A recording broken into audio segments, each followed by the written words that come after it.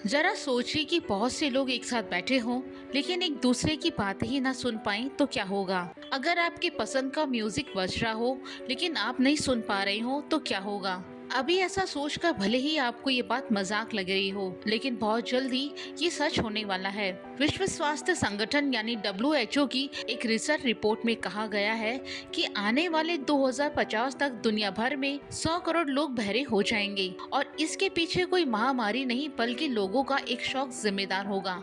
WHO का कहना है लिसनिंग डिवाइसों से बहरापन बहुत तेजी से बढ़ रहा है। आज बदलते वक्त के साथ हमारी जिंदगी में गैजेट ने अपनी एक खास जगह बना ली है और इन गैजेट का यूज काफी ज्यादा हो गया है।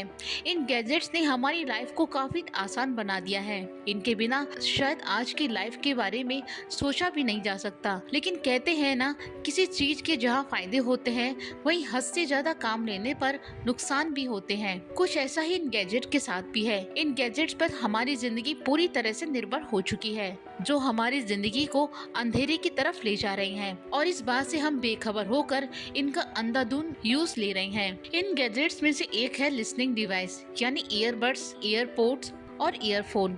आपने मेट्रो, ट्रेन, पार्क या कहीं भी सार्वजनिक जगहों पर लोगों को देखा होगा कि लोग कानों में ईयरफोन, ईयरबड या हेडफोन लगाकर आसपास के माहौल से पूरी तरह से बेखबर हो जाते हैं। कई बार उनके आसपास कुछ ऐसा घट रहा होता है लेकिन उसकी आवाज उनके कानों तक नहीं पहुंचती। परिवारों में भी कमरों में बंद छोटे से लेकर बड़े लोग कान में ईयरफोन या ऐसे ईयरबड लगाए हुए सीन काफी आसानी से दिख जाएंगे और उन्हें अपने आसपास की कोई खबर नहीं रहती है।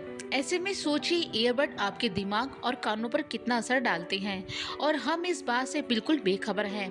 ऐसे में जिस तरह से इन लिसनिंग डिवाइसों का असर हम पर पड़ रहा है उसे देखते हुए WHO ने अपनी एक रिपोर्ट जारी की है जो बेहद चिंताजनक भी है। WHO की मेक लिसनिंग सेफ गाइडलाइंस में एक अनुमान जताया गया है कि 2050 तक दुनिया भर में 100 करोड़ से ज्यादा युवा बहरे हो सकते हैं। इन युवाओं की उम्र भी 12 से 35 साल के बीच की होगी। गाइडलाइंस कहती हैं कि ऐसा हमारी सुनने की खराब आदतों की वजह से होगा। गाइडलाइंस में बताया गया है कि फिलहाल 12 से 35 साल के लगभग 50 करोड़ लोग विभिन्न कारणों से नहीं सुन पाने या बहरेपन की समस्या से जूझ रहे हैं।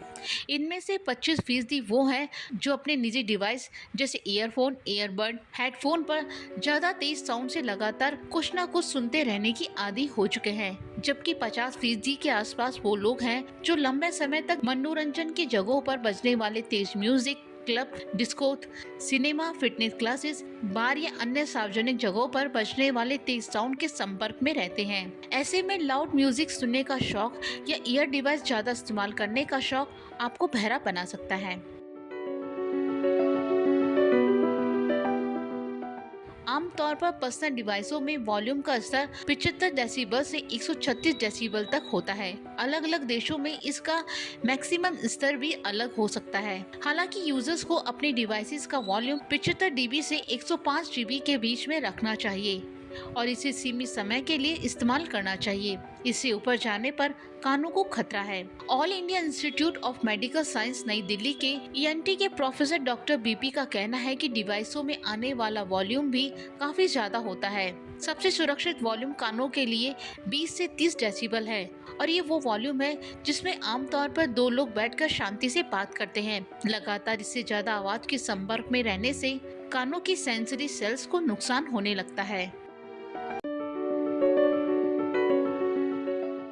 डॉक्टर शर्मा कहते हैं कि जो सबसे खराब चीज है वो ये है कि डिवाइसों के इस्तेमाल से आया हुआ बहरापन कभी ठीक नहीं होता। लगातार और लंबे समय तक तेज साउंड में रहने के चलते हाई फ्रिक्वेंसी की नर्व डैमेज हो जाती है।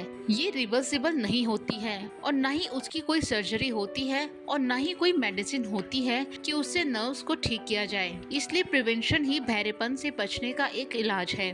हमें ये नहीं भूलना चाहिए कि हमारी सुनने की क्षमता बहुत अमूल्य है। ऐसे में अगर आपको इस रिपोर्ट के सच से बचना है तो NSC 9 न्यूज आपको सलाह दे रहा है कि भविष्य में इन लिसनिंग डिवाइसों के आदी बनने से खुद को और अपने परिवार के सदस्यों को रोकिए।